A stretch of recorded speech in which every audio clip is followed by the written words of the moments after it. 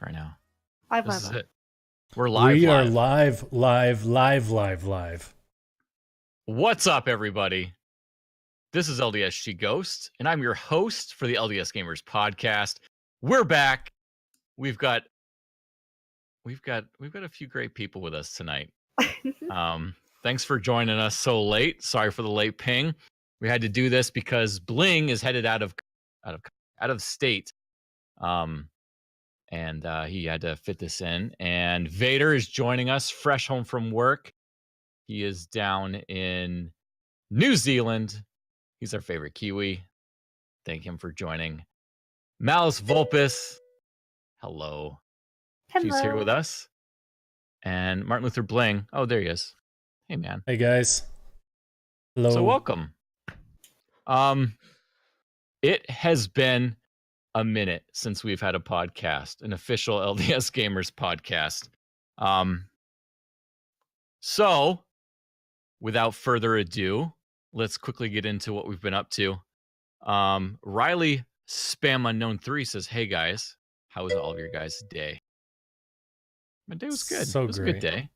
It was good. It was a productive day at work. Yeah. It's even better now that you're here. Yes, it's true. Visit the LDS Gamers store at ldsgamers.com/store. /store. LDS you can get an LDS Gamers t-shirt. That's true. You can or an swag. LDS Gamers water bottle. It's a nice water. Oh, I do like that water bottle. It's a nice one. Yeah. So, hey, welcome everyone. What we've been up to. So, for me, real quick, I finished school, which is why we're having a podcast finally. Yes, thank you. My degree is done finally, and I can rest and just worry about gaming now and the future of LDS. So, game-wise, I've been playing a lot of Apex Legends. Yeah. A lot of people have. It kind of has died down a little bit. A lot of people have returned to Fortnite. Bless their hearts. If you're in the South, you know what that means.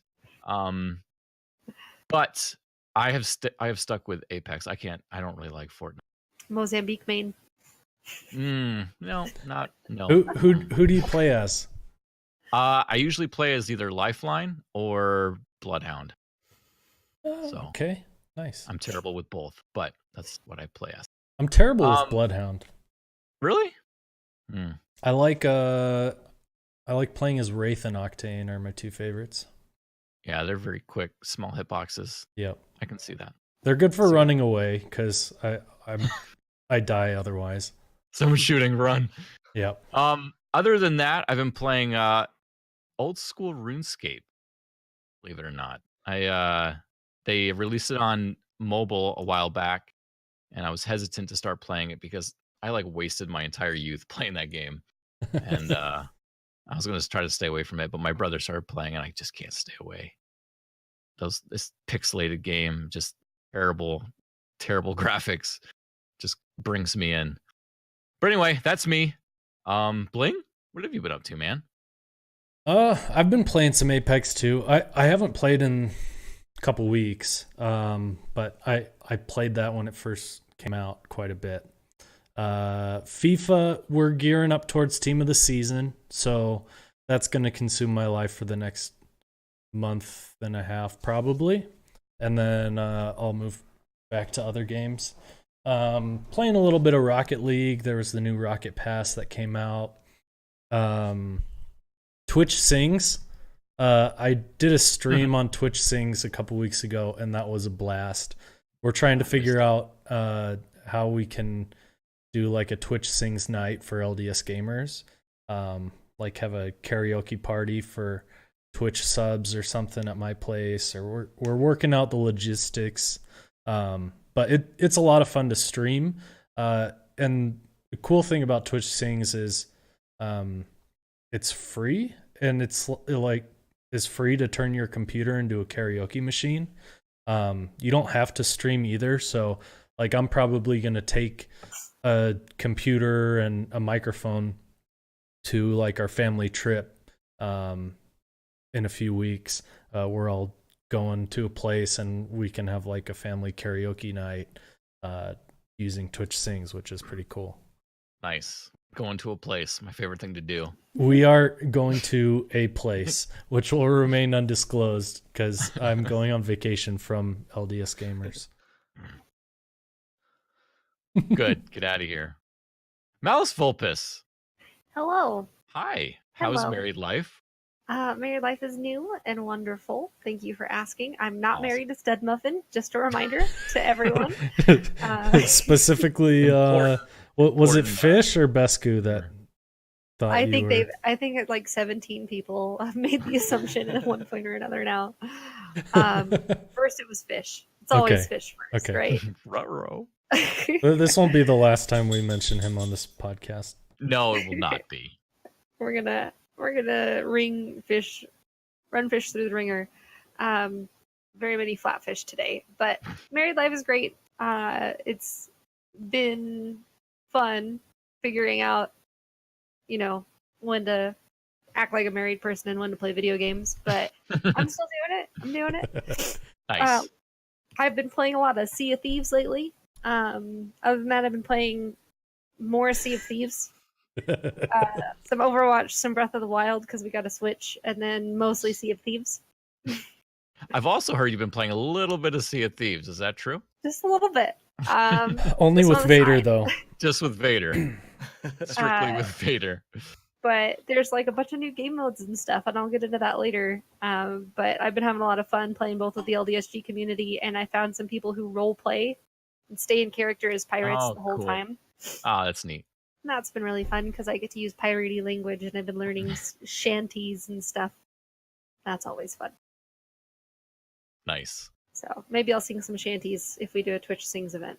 My horn Perfect. in Forza is the bam bam bam bam bam bam bam bam It's in Forza. Yeah, you can do like That's this awesome. the Sea of Thieves as your car horn. I think Vader has it as his ringtone. Is that right? Xbox is the worst. I think so. Yeah, Oh my Sellouts. gosh.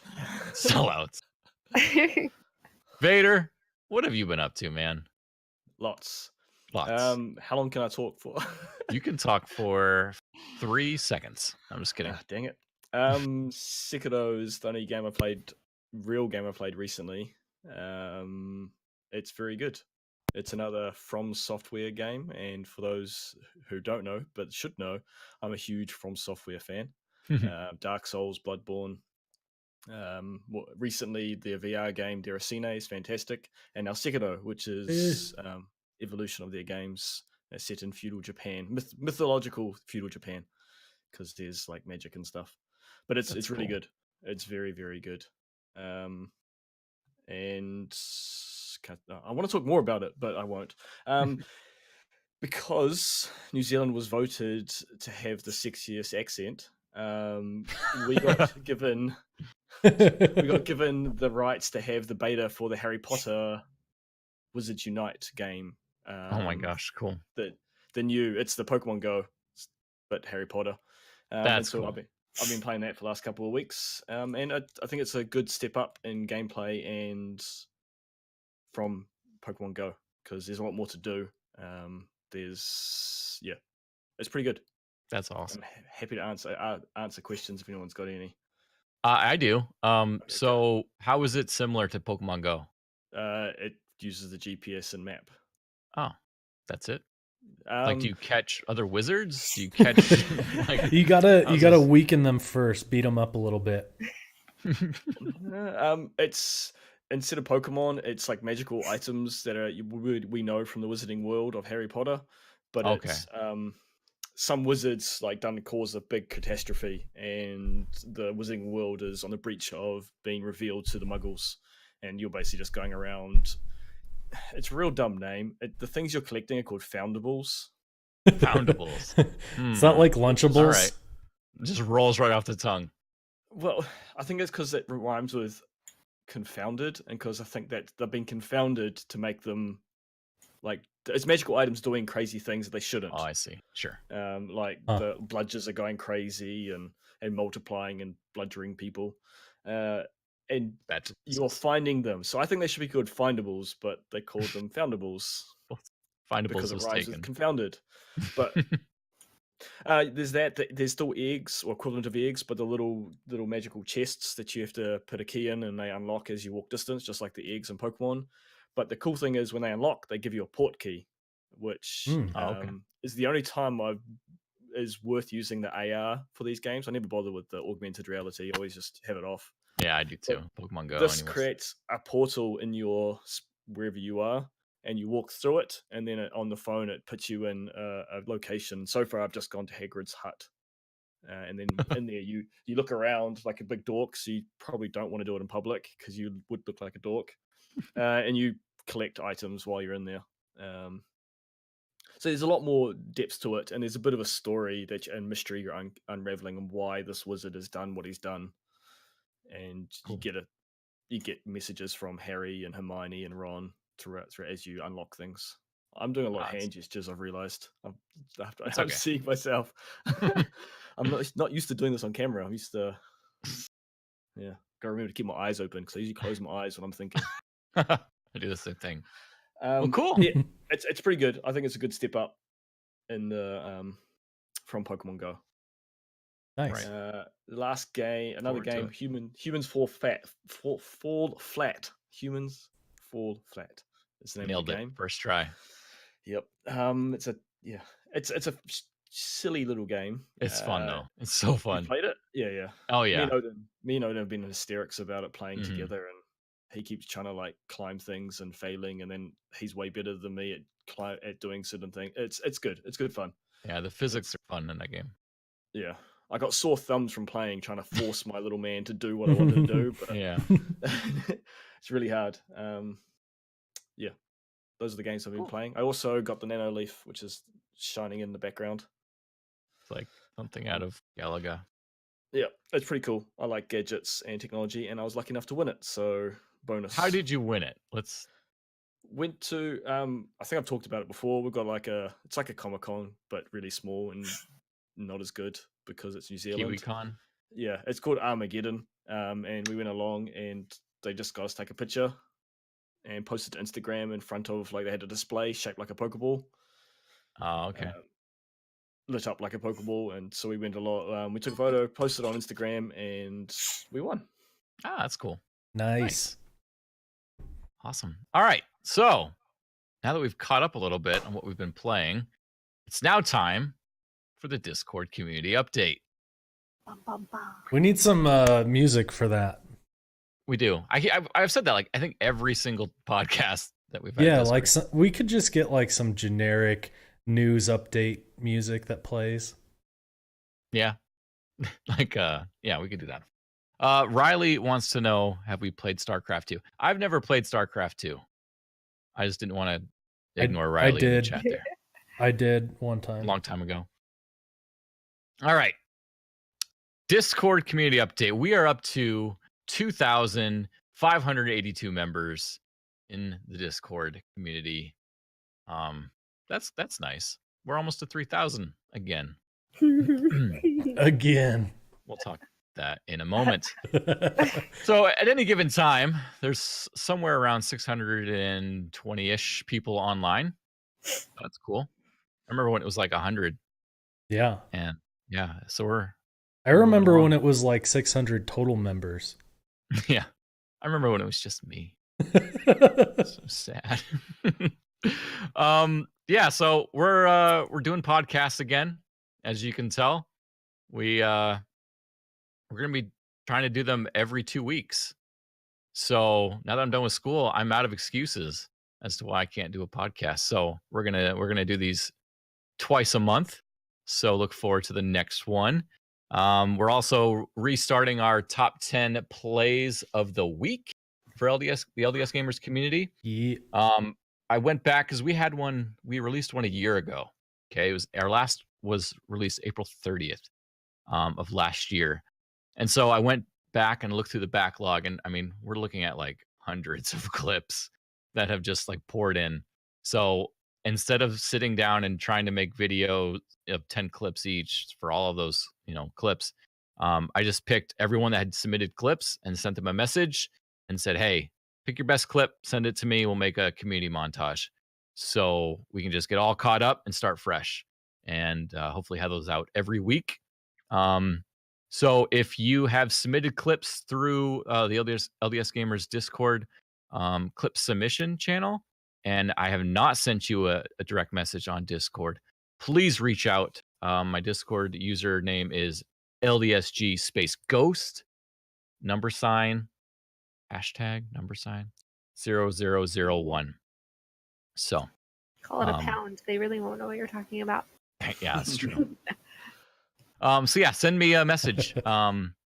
So the let's have a quick moment of silence for the last situation we had last year where I'm to one fish snapped and kicked half the server. That was a year ago, and that's oh my gosh. Yep, there we go. Infinity War Thanos Thanos glove. Who did that? Was that you or was that him? Avenged him. It was me. That's awesome. Yeah, so just a quick reminder, especially for some of our new folks that might be watching or are going to watch this on demand when they wake up, because we're doing this so late. Fish was trying to remove some rolls from some tournament that I just finished and ended up accidentally kicking half the server. So that was a sad day. But I didn't know what happened. Yeah. But anyway, moving right along. That's the Discord community update. Another quick thing. We're starting to work pretty closely with Southern Virginia University's esports team, which is kind of cool. So look forward to some more announcements from them. They're going to be trying to get some tryouts going. They're going to be doing some tournaments on campus and also online. So any of our college age or high school age users, just keep an eye out for them. SVU is a great school. I went there. It's where I met my wife, actually. So if you're looking for, spouses, just saying. Anyway, so do we want to talk about any game releases before we move on? Hi, Riley. We can do that. What's coming up? I don't even know. Was this my job? I failed. No, you've done well. Let's just move on to what's trending, because we'll end up talking about things. So, okay, go for it. Take it away. All right. So, up first is Sonic. Good old Sonic. So yeah, Sonic trailer dropped. People are all kinds of upset about it. Thoughts on Sonic? How can they fix Sonic? What do they need to do? Does it need to be fixed? Like Sonic. I mean, is it? Yeah. Here we go. That would help. Where's the reveal? Yeah. He's got these creepy little fingers. His fingers, no gloves. His like weird human shaped legs are creepy. Like a toddler. He doesn't have like as much of the back spikies as you would expect from a hedgehog or Sonic. The worst part is his eyes and his teeth, in my opinion. Yeah. But the redeeming part is Jim Carrey. Yeah, Jim Carrey, I think he's gonna carry this movie. He's obviously more committed to this than anyone at Paramount or Sega. And it seems like vintage 90s goofy Jim Carrey, which we haven't seen in a while. Someone mentioned. Oh, here's the part. Right here. Oh gosh, it looks like the kid from Jumanji after he cheated. It does. That's what I said. I keep missing it. Just like the monkey kid. I think that face right there sums it up. Oh, yeah, that's everyone's reaction. Oh gosh. Yeah, Wormo. I've heard that theory as well. That people made it really bad on purpose, knowing people would be mad, and then they could make it. It's like the whole New Coke thing. Oh gosh. Sonic movie is New Coke.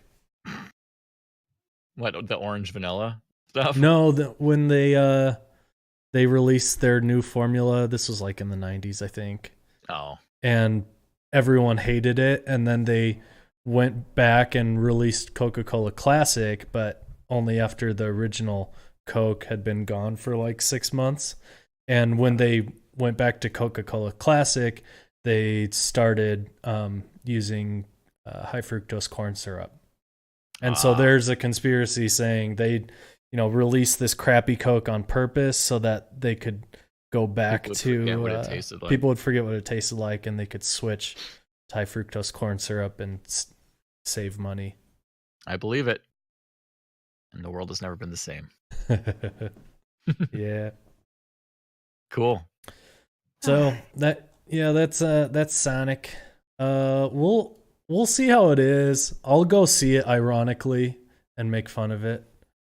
Regardless of how bad it is. But all right. So next, Riot Games walkout. Malus, did you want to talk about that a little bit? All right. I only know a little bit on the surface about this because it's been happening this week and I've been working this week. So I can only speak to it a little bit and encourage everyone to kind of read up and get information from articles covering it, from people speaking out about it and posting about it on social media that are part of it. But a lot of Riot employees walked out this week because of mistreatment. And now many of them are leaning towards more gender role mistreatment at Riot Games, but just in general, both genders of employees, or all genders of employees, if you will, walked out. Hundreds of them. Somebody said even thousands. I didn't see what the exact number was, but a really big number of Riot employees did a walkout this week and staged a walkout to press for fair treatment in the workplace. I think there was something about forced arbitration was on the table, and I might be getting that mixed up with a different gaming company's issue, but it's interesting to me specifically because we love our video games. Like, end point, we love our video games. We owe the people who create them a lot of respect, and the people who hire the people who actually put in the work and the hours to make those video games have been just mistreating them, unfortunately. It's for about 20 years. Game designers, game developers, and all the little people who go into making a video game as great as it is. We're going to talk about some really great video games next, actually, that the designers and all of the beta testers and everyone involved in the making of deserve just loads and loads of respect and maybe lots of money on top of that they're not getting. But they don't get a lot of the basic rights that people in minimum wage jobs even get today. And It just needs to be talked about. And the more that we talk about it, the more that we research it and open up about it, the fairer they'll be treated down the line, because people won't get away with mistreating them. So I just wanted to talk about that from a very 30,000 feet kind of perspective and not dive into the details too much, because we don't want to focus on the negative a little bit too much. But it needs to be brought up, and we need to encourage our community to study up on it, to research what's going on, and to encourage people in those situations to speak out and stand up for themselves. Yeah, I think it's important to talk about. There's stuff like that where it's outright discrimination or like just harassment or things like that in the workplace, which obviously shouldn't be happening. And then there's also stuff like came out with Rockstar with when Red Dead was coming out, just like terrible working conditions, and it sounds like a lot of the same stuff at Epic right now. And it's tough to balance as a gamer, because like you said, we love our games, and you've got two really popular battle royales right now. You've got Fortnite and Apex are the two biggest ones. Epic is a huge team, and they're working around the clock, pushing out content updates all the time, and people love it. But their developers are overworked and not great working conditions, but the fans are happy. And then you've got Apex, which people are always complaining there's not enough content updates. They need to add new characters, add new maps, and all this stuff. And it's a small team, and they've come out and said, we want our team to have lives, and it's tough as a gamer to remind yourself, like, these games are made by real people with lives, and I don't know that you can convince the masses to think that way.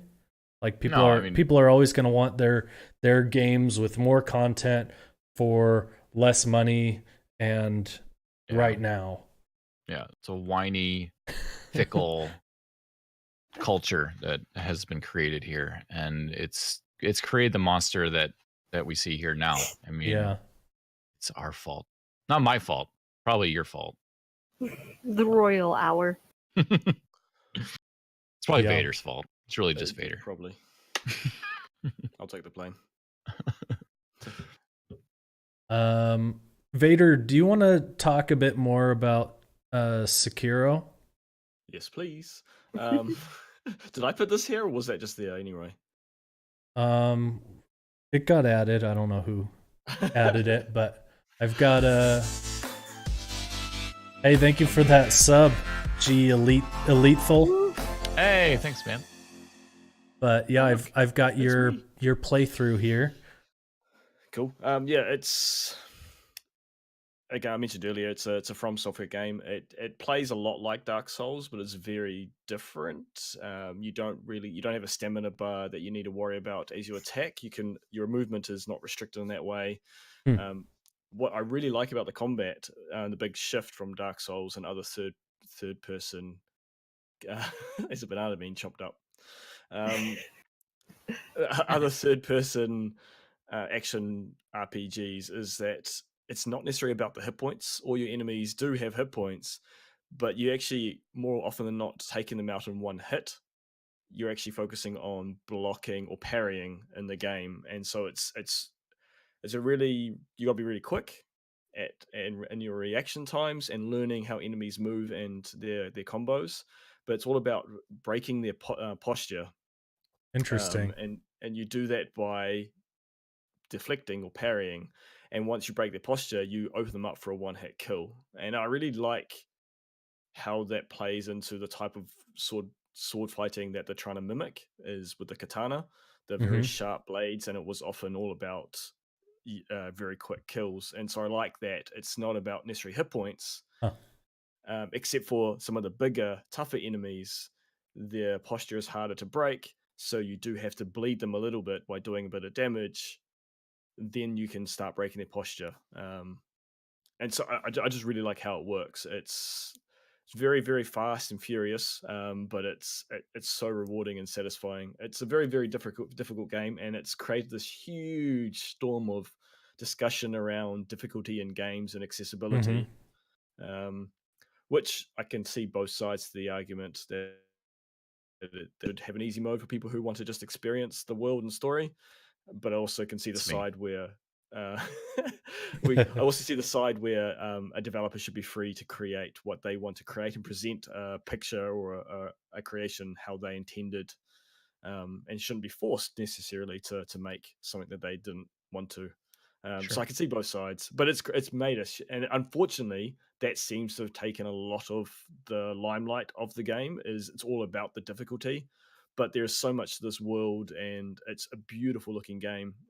One of the areas, Senpo Temple, is based off a real world temple in Kyoto, Japan, which I've been to, and it was so cool just walking into this area and going, I know what this is based on. And From Software, the developer, in all their games, use real world examples of architecture to base some of their landscapes on, and it was cool to actually go to one. I've come to an area that I've been to. It's inspiration. Yeah. Yeah. As you can probably tell, I really love these games, and I love this game, and it's great. Can I Super was gonna hard say you're definitely. I mean, you definitely love like Japanese culture, that and as we've well. noticed That that. helps. And so this is a home run for Yeah. you.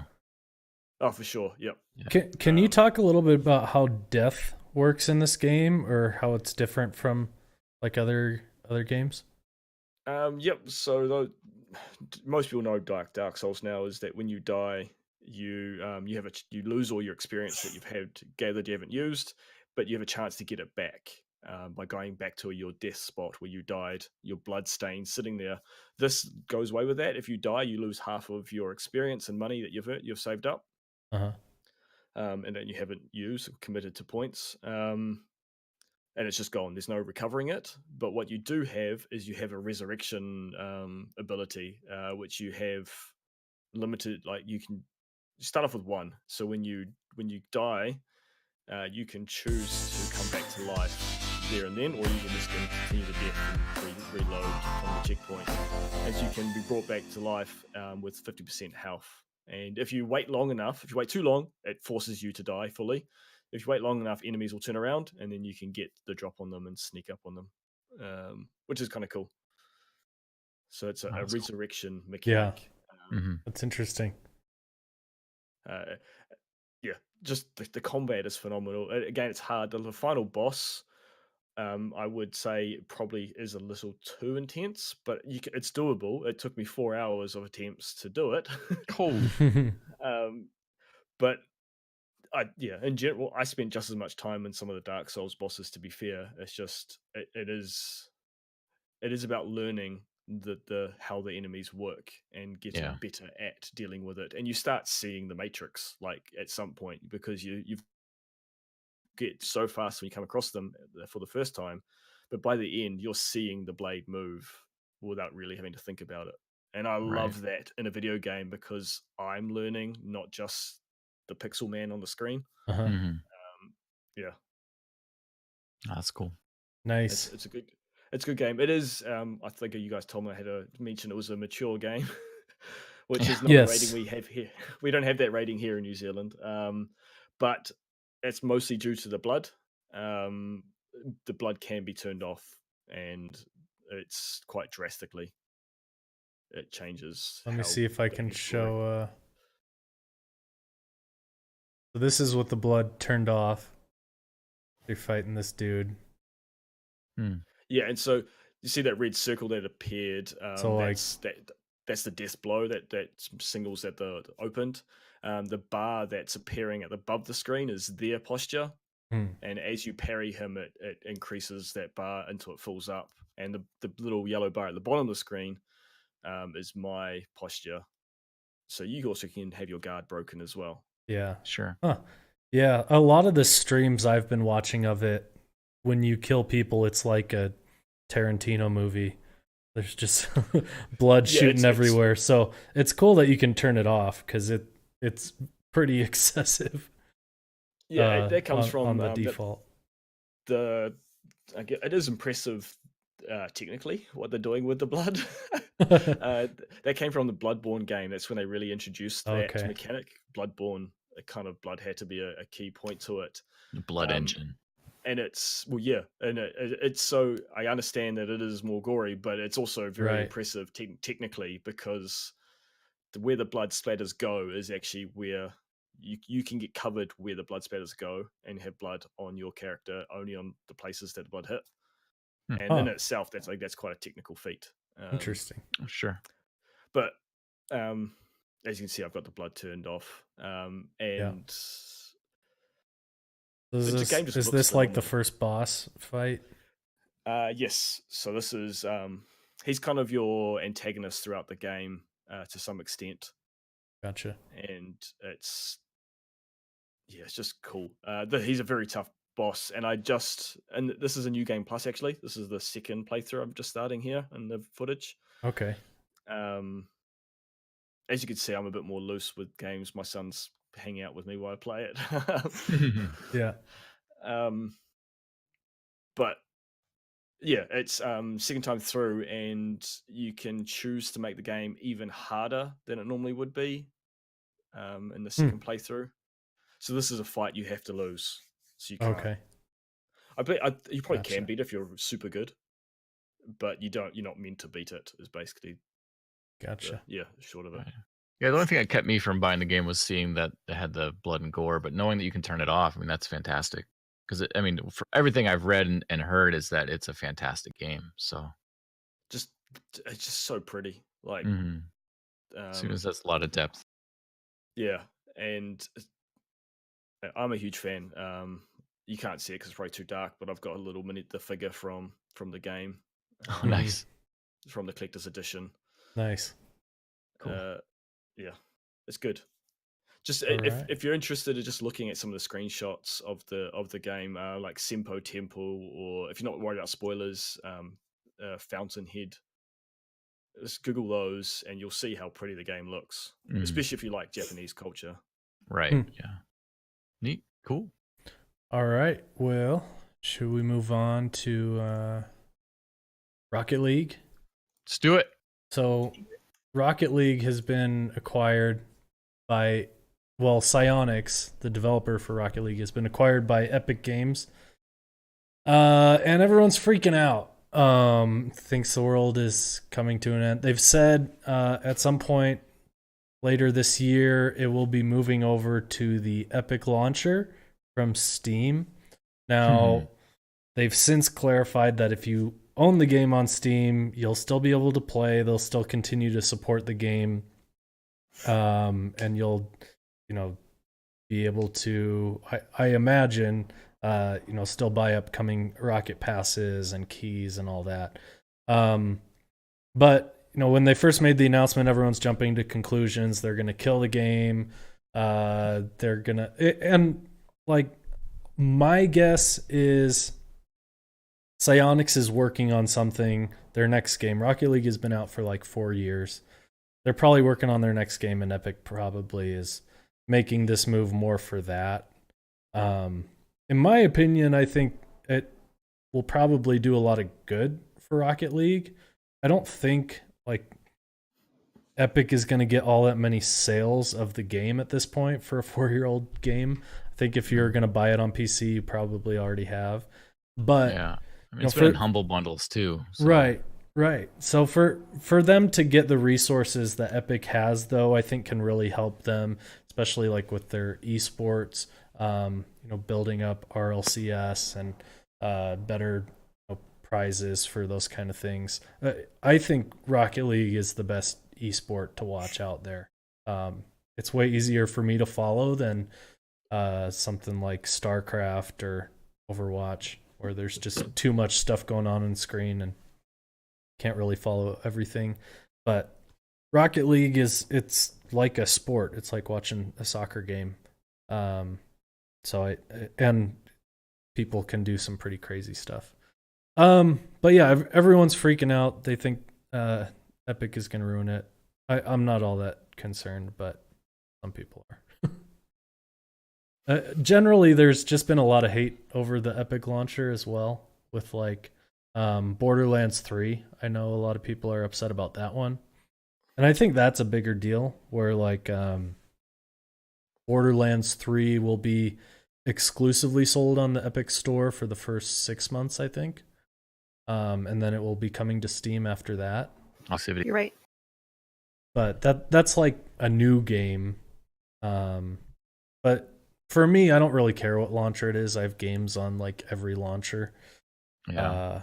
And I don't even usually open the launcher. I just directly launch whatever game I want to play. So it doesn't really matter that much. It is crazy how angry people are getting. Was it Metro that people were getting real angry about? Yeah. That switched. Yep. But yeah, as you say, you just launched a game from your desktop. If you want a shortcut to the game, you can. Right. Or have the icons next to each other for the two different launches. Right. And then it's like 1 centimeter over. All in all, regardless of annoying for people, whatever, that's just silliness. But it's a good thing having competition in the market. Yeah. Steam has had way too much power and haven't done that good with it. Yeah, I agree. Yeah. And so if there's competition, it's the better for us in the long run as gamers. Yeah, I'm curious to see what Discord do with their like universal launcher and like how that improves over time. Hey, thank you for that sub, Oren and Midnight earlier. Thank you for those thanks, subs, guys. Appreciate it.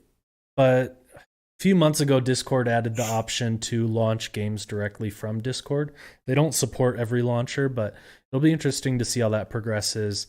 I've used a universal launcher in the past called Play Night, which can pull in games from lots of different launchers and kind of compile them all into one place. So there are options out there for people who want to simplify things a little bit. But yeah. Cool. BlizzCon, Malus, you want to bring us up to speed on what's going on? Yes, just to end cap really quick on the Epic Games Launcher. Oh yeah. I haven't used the Epic Games Launcher in a really long time since Fortnite killed my favorite Epic Games game. We won't talk about that too much though. Which was Paragon. It was their yeah. I forgot that they did that. Yeah. But I will say that the Epic Games Launcher needs a significant UI improvement if they're going to keep forcing games over to it. I don't mind launching more than one launcher. I mean, I used Curse Launcher before Twitch took it over, and I still use Twitch Launcher for a bunch of Minecraft stuff. I use the Xbox app to launch all of my Xbox PC games and Steam, and now the Origin launcher for Apex. And, there's probably 20 launchers on my computer somewhere, but just improve the UI, and I won't complain. That being said, moving on to BlizzCon. So once again, this is a subject that I'm not super versed in because I am not a coder or a hacker by any means. But from what I understand, Blizzard announced that BlizzCon tickets this year would be available, but would only be purchasable through an app. Now, the app seemed on the surface pretty non-confrontational, just your basic. I don't know if you guys have ever gone to. Oh, Bling has gone to FanX, and SLC FanX has its own app that they ask you to download for your schedule and stuff, so that they don't have to print as many paper copies and things. And it kind of seemed like that you just needed to download the app, purchase your ticket through it, and it would kind of be your all access, everything you need to know about BlizzCon information storage system. And they just sold it as that. And they didn't say anything else about it except you have to download the app to purchase a ticket. Now, that's neat, except they also pressed that if you wanted to purchase a virtual ticket, which you could usually do through the BattleNet app, the Blizzard launcher, you also had to download the app to buy a virtual ticket and virtually attend BlizzCon. So why would they want you to do that? So that's where people started getting red flags, and some kind souls on the internet who shall remain anonymous cracked open the app, like downloaded it on a dummy phone and just hacked their way into it and figured out what the source code was saying and what it was accessing and what permissions it was accessing and what it was forcing permissions on without even asking the user. And there's a bunch of really sketchy stuff going on. Forced GPS location at all times, not just when the app is open. It doesn't ask about this. You can't see it in your settings. If you turn it off, the app will automatically turn it back on. Gotcha. Forced camera access, forced web browsing data, and forced, like, really sketchy things like forced wallet access for people who use Apple and Google Play wallets, which means that they have access to your payment information and your purchase history. And it's a very invasive application. And Blizzard keeps doing this thing. Sorry, really quick side note. Wormo Wane is in the Star Wars episode of Family Guy, the guy who says "Oh no" instead says Wane. Anyway, side note. But yeah, this app is just, it's the worst. There are so many better ways that they could have gone about doing this. If they would have just been upfront, like, hey, download this app to purchase a ticket. Just FYI, though, we're going to use it to access a lot of your data, and we're totally being upfront about it. It probably could have played out a little bit better, but they were hiding things and they were being sketchy and assuming people wouldn't look into it, which so many people are so well versed in the internet now that why wouldn't they look into it? And anyone who is a Blizzard fan that wasn't aware of this before, please make yourselves aware of this now. Please make sure that before you download applications, you read the terms and conditions. You make sure that you know what your phone is capable of accessing.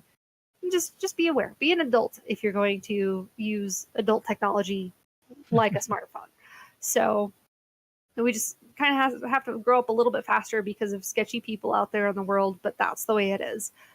That being said, I'm not saying that we need to ban Blizzard games or have any sort of uprising. Just be careful about what you download on your devices. I'm over here like, no, are more fun. I'm gonna keep playing Overwatch. I'm not gonna lie. So, but yeah, just be careful what you download, and when we want our community to be aware of that, so that they don't get affected by it. Yes. PSAs by Malus. All right. Malus, you want to keep talking to us about the anniversary update of Sea of Thieves? Yar, of course I do. Shiver me timbers. It's the Sea of Thieves anniversary update, everybody. I am so excited about you want to introduce this video as well? Yes. So this video, you'll see at the top, CBW MechBot is one of our community members who's one of our avid Sea of Thieves players. He's got access to the Sea of Thieves Insider. He's all about the game.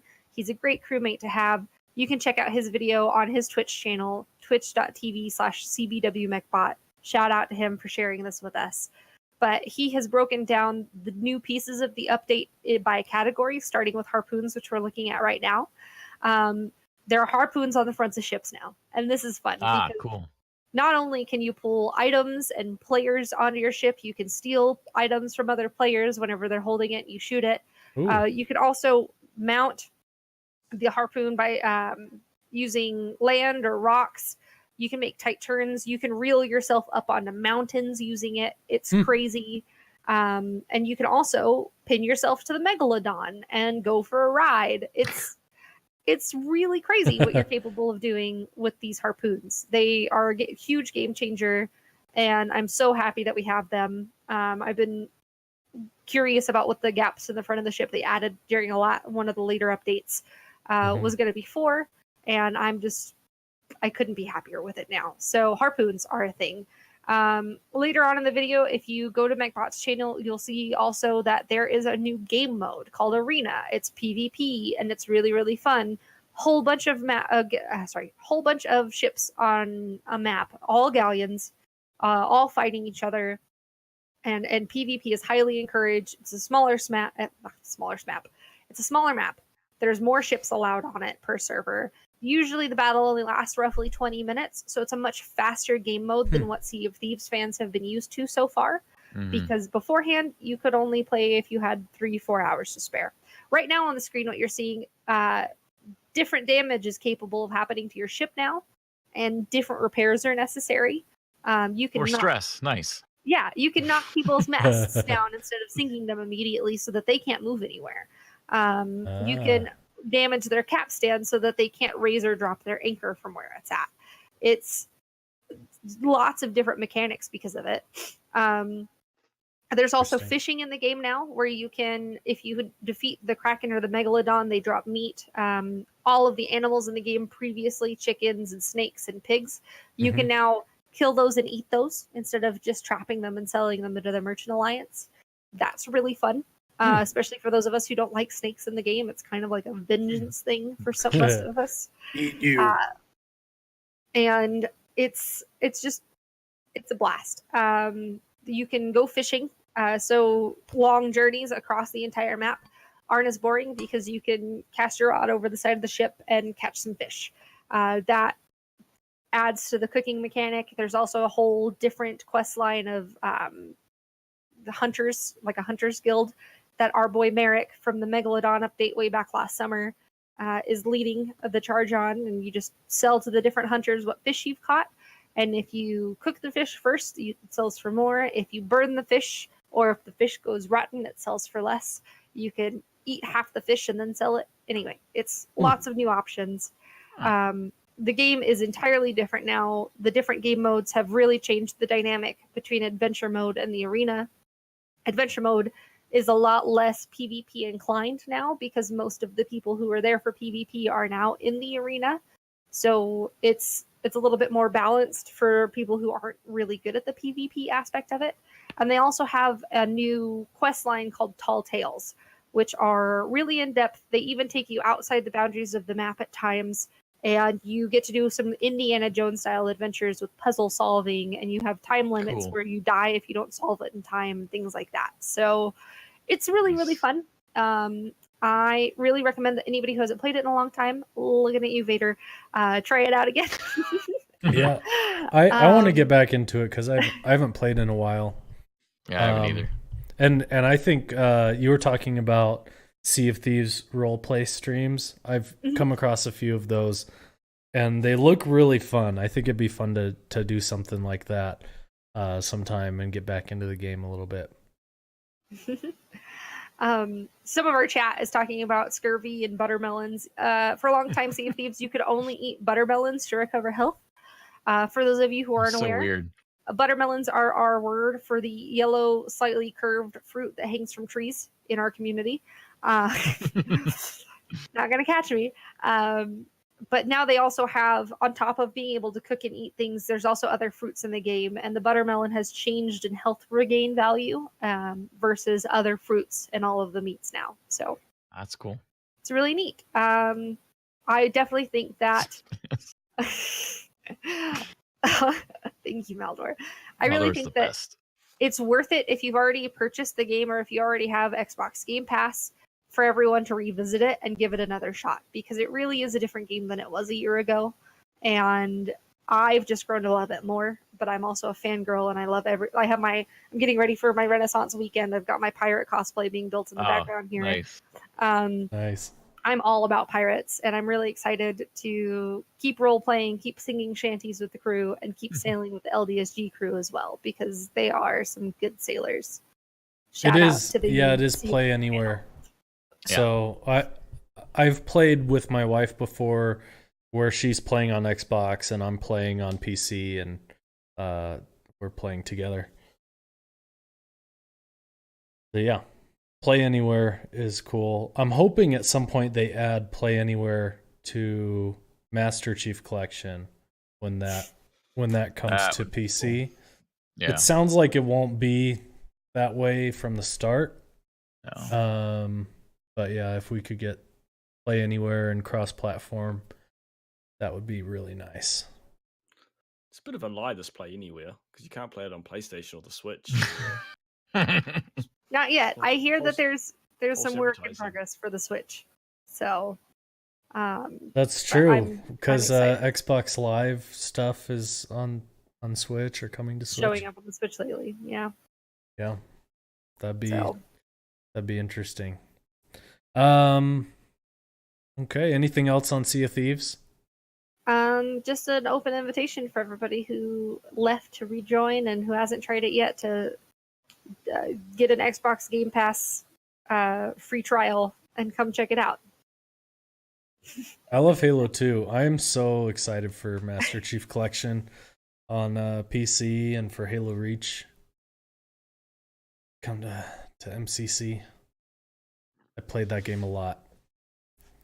All right, so next topic. There's supposedly a new U.S. bill that's going to be introduced, which will be looking to ban loot boxes and specifically pay-to-win loot boxes and mechanics from video games. Looking specifically at the details of it, or what's come out so far, it looks to be focused on just games that are targeted to minors. So I don't think this will include M-rated games. But stuff like Halo, which is rated T, EA Sports games like FIFA or here I'll put up some FIFA pack openings on here. So like FIFA or Madden Ultimate Team, where you can dump a bunch of money in and open packs, and the more money you spend, the better your team can be. But essentially, some countries are ruling that these type of packs or loot boxes are gambling, where you put in a certain amount of money hoping to get some really rare item. These are a lot of these items they're packing are Team of the Year items, which I've never packed any in my life. And I play a lot of FIFA and earn a lot of packs just from playing, but I never put in any extra money. So I'm at a disadvantage in a lot of cases. Yeah, phone games have this a lot too, Oren. And I think what they're trying to combat is the kid who like spends $5,000 or $10,000 on mommy's credit card because they're addicted to opening loot boxes and don't really understand the consequences of what they're doing. Well, it also goes further. It's teaching an addiction. Yeah. Sure. Yeah. Yeah. It's creating a norm for gambling. Yeah. I wonder, if they are going to do this with, only including that in mature games. I wonder if we'll see more mature games because, these companies want to make money. Will they be making their games more for mature audiences, or including elements that will allow them to rate it M so that they can include these pay to win mechanics? FIFA will take the blood mechanics from Secular just so they can get M rating. It'll be like NFL Blitz, but soccer. Yeah. They have to be a little bit naive to think to just put it on teen games, because we all know that younger people play these mature games. Yeah. And it hasn't passed. It's just, it hasn't passed. It'll also be interesting if it passes. Does FIFA start, does that game just cost $80 or $100 so EA can still make their money? Or do they go back to, do we start getting a lot more DLC, which, has kind of died down more recently. More studios seem to be focusing on, unless it's a more narrative-based game. It seems like most games are focusing on microtransactions and packs to make more money beyond the actual game price than DLC. These FIFA players getting way too excited. I know. It's so stupid. I've never been that excited for a game. I know. I've never been that excited in my life for anything. These guys are at a whole different level, I think. Yeah. It's pretty nuts. I mean, some of these guys literally will spend thousands of dollars to pack one of these Team of the Year players, and it's insanity. It's terrible. I hate it in games. It takes away from actual development. The fact is they don't need to even charge more. It's just they won't make more money. And we talked about how earlier we have a responsibility to be aware of the damage games can cause on the people who are creating them. It's not just the demand from users, it's the demand to make more profit from owners and shareholders and executives of these companies. Mm-hmm. It's capitalism at its worst, really. They're pushing their employees to do more so they can make more. So that's a good distinction. And I think for me, Halo 5 is kind of in between, because you have like Warzone items you can get through packs, right? Which you can argue it's not really pay to win because you get enough packs. At least just from playing the game when I was playing Halo 5, I got enough packs where I always had items to use in Warzone and usually had decent ones to use. But there are items you can get in packs that help you in Warzone games. That's not true for like the ranked modes.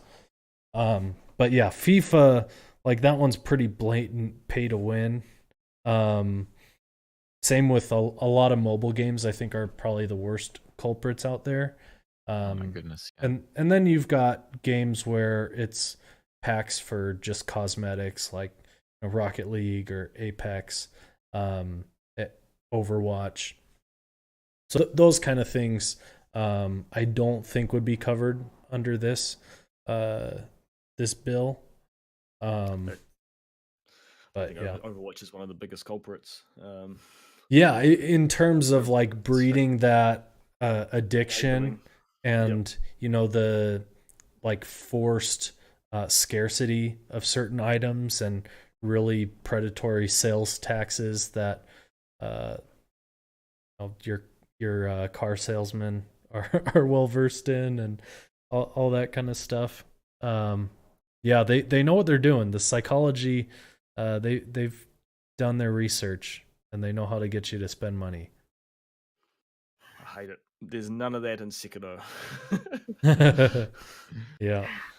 If I could do another little PSA along these lines, I think it's at least for adults, for people who have to be the ones who are out of money whenever these things get purchased, whenever they have to deal with someone who is addicted to the game, whether it be them or a family member. A lot of people are going to have strong feelings one way or another about the passing of this bill, possibly.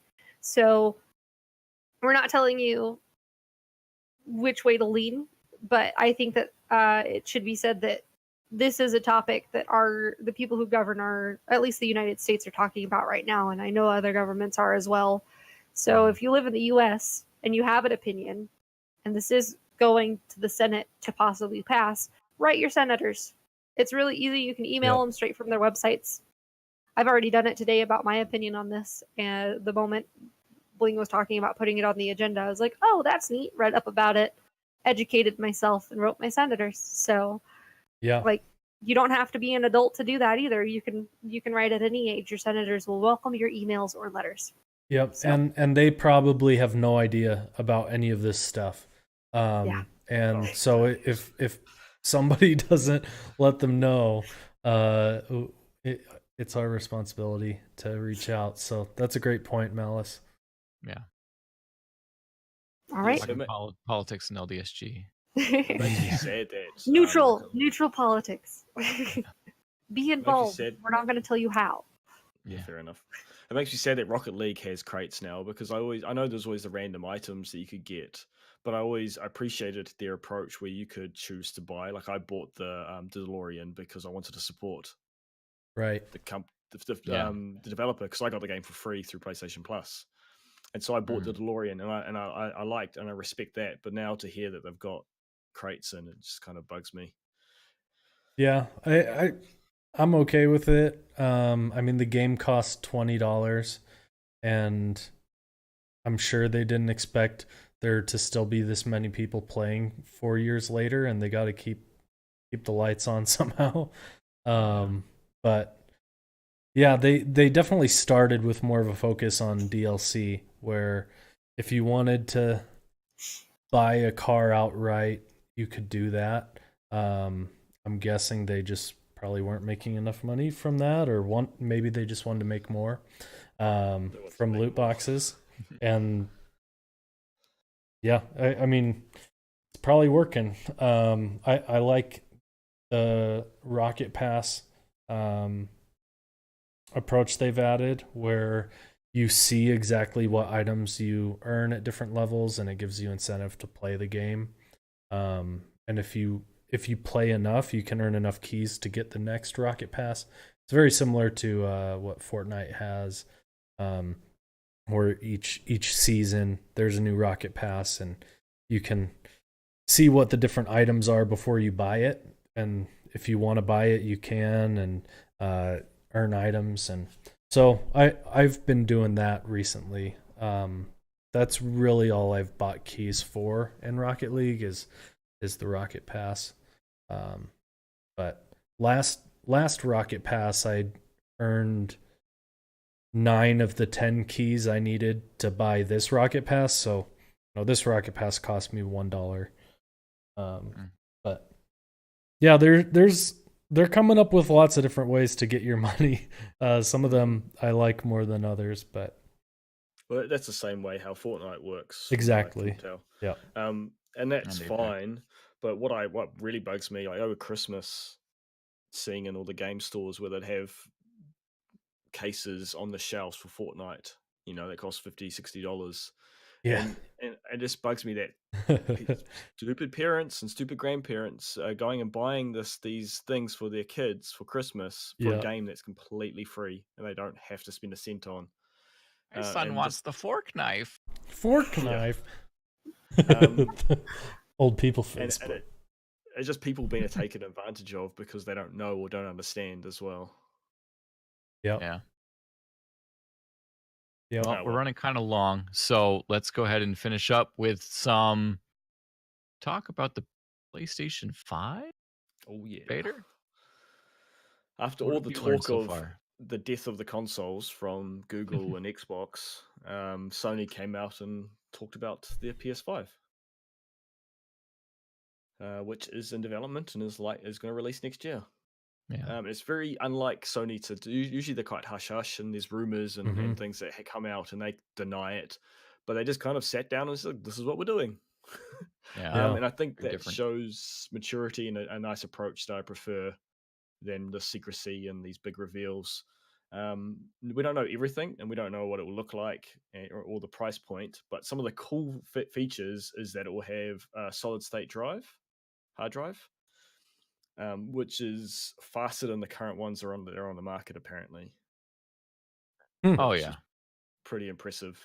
Faster than the current SSDs on the market? Yes, that's what they said. Oh, so it must have like a NVMe. Don't know. They did they did a demonstration to the people they were showing it to with Spider-Man on the PS4. I think it was the Pro, and the fast travel took 15 seconds to load, and on the PS5 SSD solid state drive, it took 0.8 seconds. Wow! So it was 19 times faster. That's great. And thank you for that follow, Lim High. Yeah, thanks, man. Yeah, and so other cool things. It's going to have ray tracing, which is a big thing for making games look pretty. Yeah. I've got a friend who actually is a game developer working on his own game, and we're talking before this announcement came through. We're talking about what we wanted for the next console, and he said, as long as they say it has ray tracing, I'm all in. And I've come and said, because and it's the new focus on audio. They said they haven't really changed the architecture for audio in a console for a long time, so they want to spend time to make sure the console can take a step evolution forward in audio as well with Dolby Atmos and whatnot. Okay. Very cool. Yeah. A couple big steps ahead for sure. So it'll be interesting to see what Microsoft's answer is. Well, their answer, they've been telling us their answer. They're trying to get rid of it. They just want you to play anywhere. Yeah. They want to sell you a subscription to play their games. Oh yeah, for sure. And I mean, we already know that with the streaming Xbox One S, it's released already. Did they already release it? It's not streaming. It's just all digital. Oh, digital. That's what I meant. Yeah. But they got announced the price, but the price is like really expensive for what it is. It's like $249. It's cheaper than the regular. It's cheaper than the regular Xbox One S. Yeah. At least in the US it is.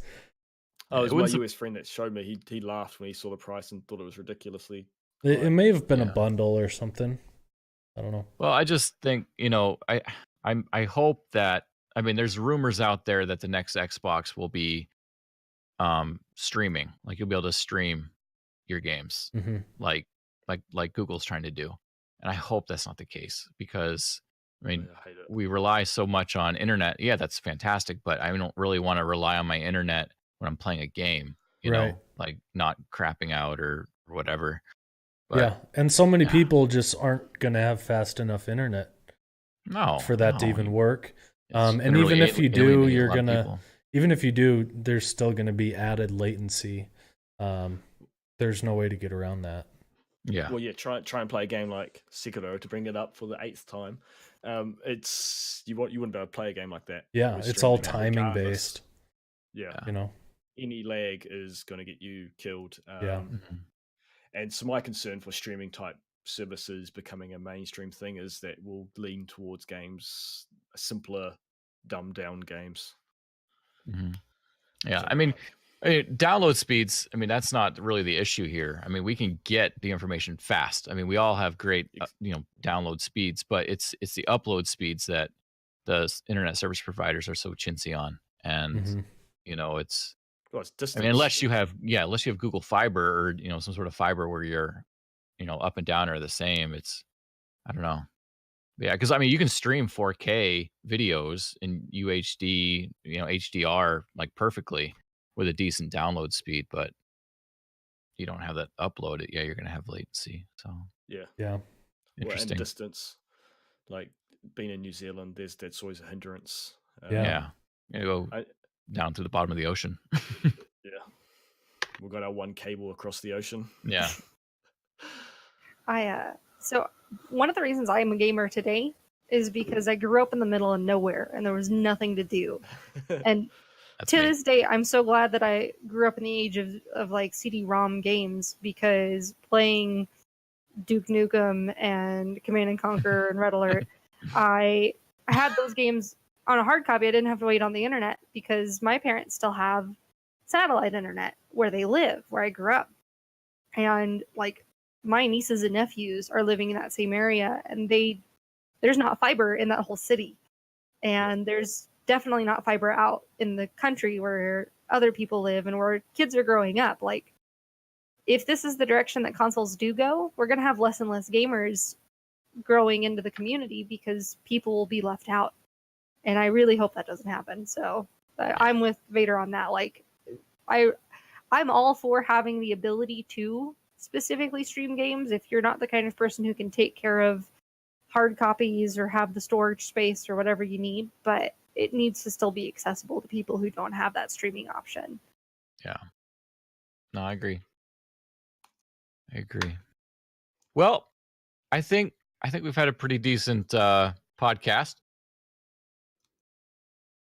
Yeah, thanks for joining us. Thanks for keeping us awake. It's midnight, past midnight here. But yeah, check out our website, ldsgamers.com. Check out our store. Buy some stuffs. I still have it in my basement. Please buy some stuff. Anyway, thanks so much for joining us tonight, guys, and we'll see you in 2 weeks. Bye, everyone. Guys.